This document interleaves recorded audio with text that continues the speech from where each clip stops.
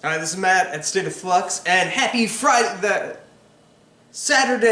the 14th, ladies and gentlemen. We are talking about Friday the 13th, Part 3, which curiously takes place on Saturday the 14th. But this is a marked improvement over the previous film. In a couple of different ways. First of all, it runs off the gimmick of 3D. Now, this is the very first time that I watched the movie in 3D. All previous times, I'd watched it in 2D. And I will say the 3D is an improved presentation of said film.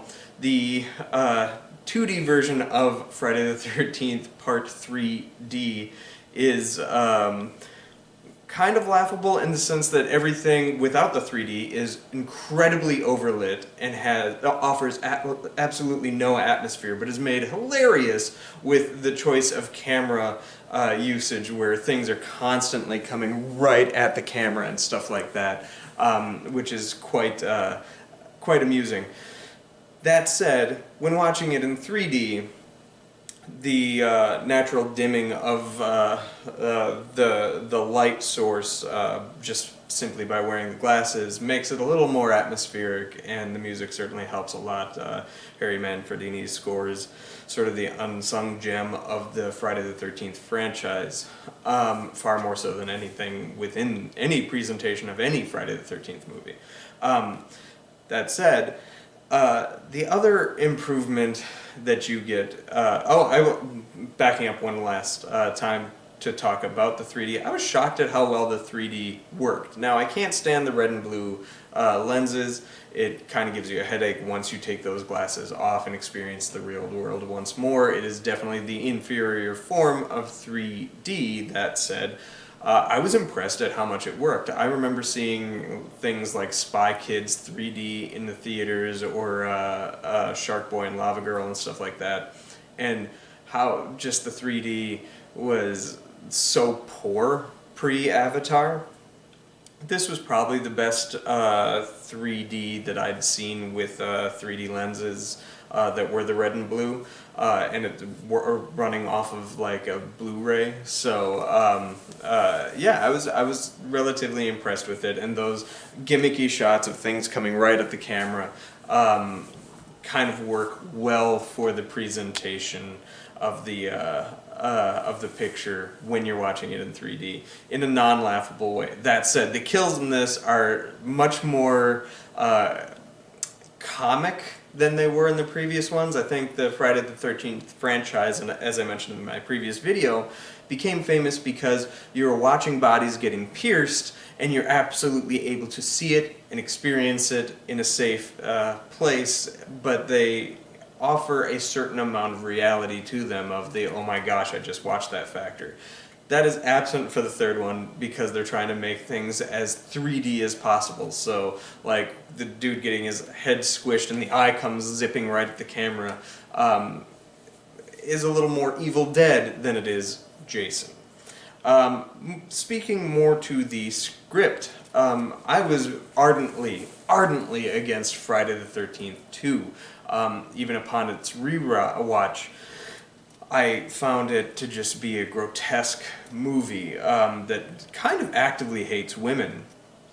And you can watch my review for that to see my explanation for that. I feel like this film kind of rolls that back. It's not lost on me that it was co-written by a woman this time, so maybe that has something to do with it. But this is a far less sexist presentation of Friday the 13th, and it offers characters that you kind of like. There's a humanness to these people that was absent in the previous ones. The previous film is just fodder, the movie, and Jason is just killing said fodder. This has that element too, but each character is given some personality trait or offers and exhibits something to the audience to make them kind of likable, whether it's the bickering couple in the beginning of the movie that picks up immediately where the previous one leaves off, and you watch that couple get killed at their place of business and stuff.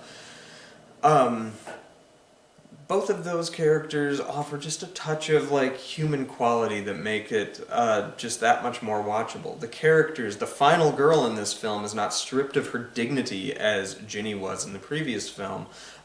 She's not necessarily the greatest actress portraying the final girl in this film, but she's serviceable for the needs of the movie, and I think a marked improvement of the final girl usage in these movies. Of the first three movies, she's my favorite of the final girls. But it's these surrounding characters that kind of work well too. Obviously, you get the joking kind of jokester character whom Jason takes the mask from, and he's sort of the highlight of the film. But the one that I liked is Vera, the girl that he's trying to sort of woo, the Latina woman. They could have hung the whole movie around her, and you would have made a pretty interesting and compelling movie. I also I liked how the characters interacted. This sort of seemed to address some criticisms that were probably apparent during the release of Friday the 13th 1 and 2, and then this one kind of did its job to strike back at some of those criticisms, excising the sexist language, or if there is sexist language in the film, maybe having a character comment on it, that kind of thing, which is put to good use. It's not lost on me also that the person who, I said it was written by two people, one of whom was a female, the other of whom is the script supervisor for all of Quentin Tarantino's works. So the script on this film for the first time had some weight to it of people who would go on to do bigger and better things, far beyond Jason. So there's that. I want to address one of the issues that I didn't talk about in the previous film, but it's something that I don't like of 80s era filmmaking, and I understand why they do it. It's sequel filmmaking specifically. The first 10 minutes are a complete waste because they're just the first 10 minutes of the previous movie, or the last 10 minutes of the previous movie. So, like, I can imagine as a moviegoer, you could just show up late to these films and be fine. I understand the necessity during the late 70s, early 80s to making this because VHS wasn't really necessarily a thing, or at least a wide-ranging thing of home video consumption. So to remind people of what happened at the end of the previous one, you're going to want to front-load it in the beginning of the next one.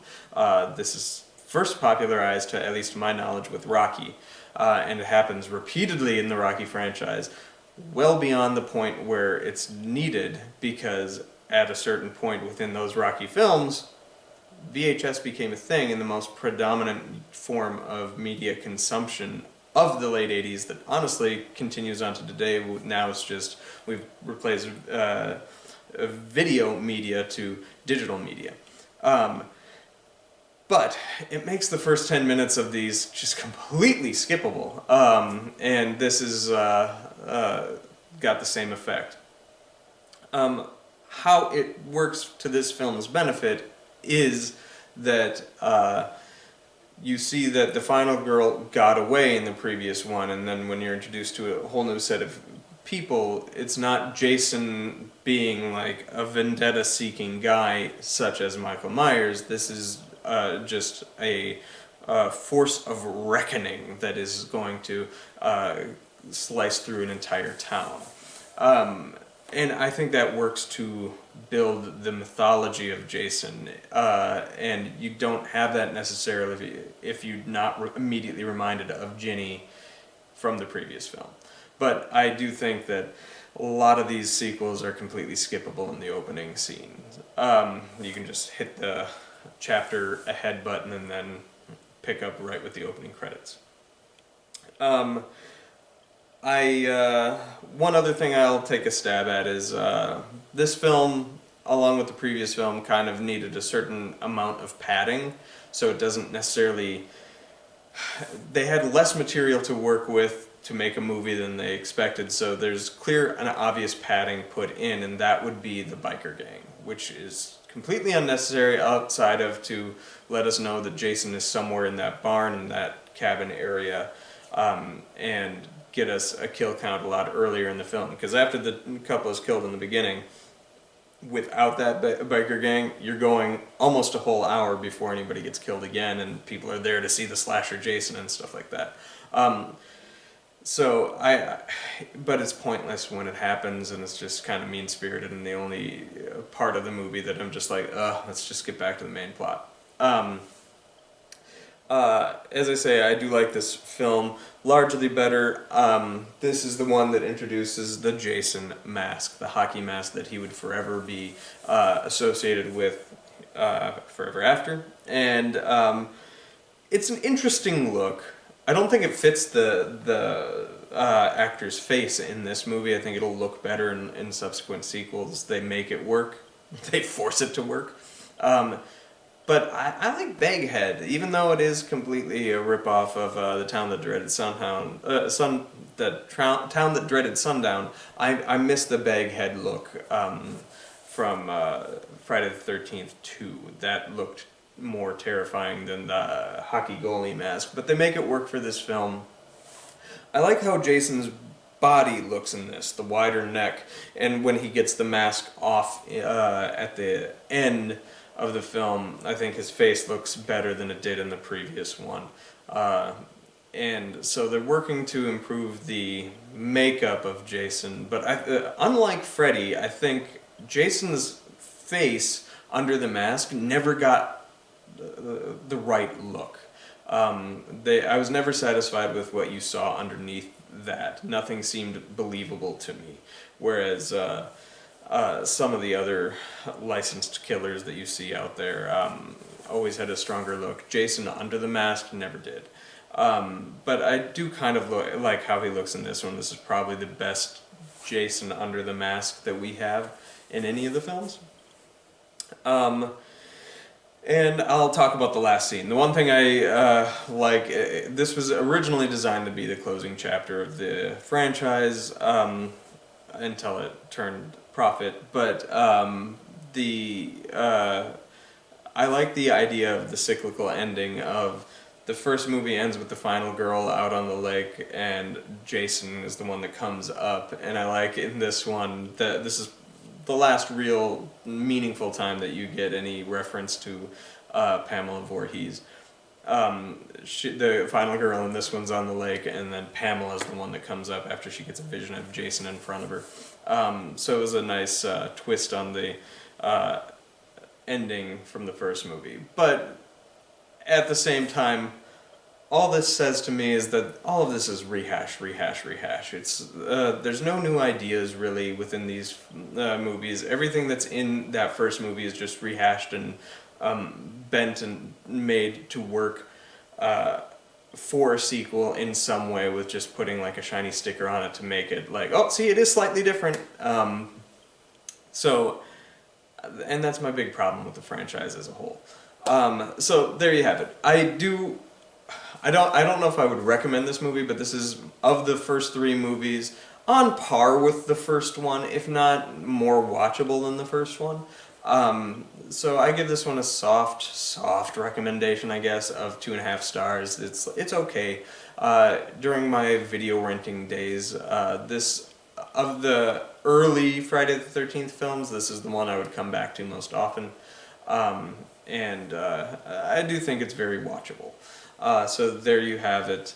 And someday in the future, we may get another Friday the 13th review coming up, so stay tuned for that. Let me know what you think of Friday the 13th Part 3D in the comments down below. Does the 3D work for you? It did for me. So thanks for watching, like, subscribe, do all that good stuff. Peace.